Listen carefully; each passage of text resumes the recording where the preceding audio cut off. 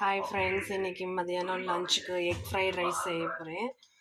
என்னென்ன அதுக்கு தேவைன்னா ஆனியன், கேரட், பீன்ஸ், முட்டைக்கோஸ்,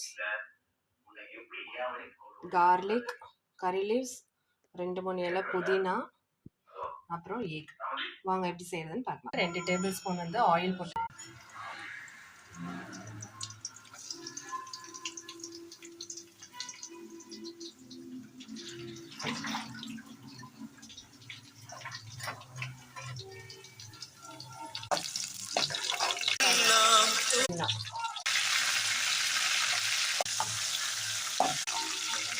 ஆனியன் போட்டுருங்க.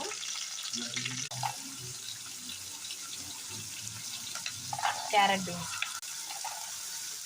முட்டைக்கோஸ், பச்சை மிளகாய். இதுலேயே கொஞ்சம் காயை ஓரம் தள்ளிட்டு இதுலேயே கொஞ்சம் 3 முட்டையை போட்டு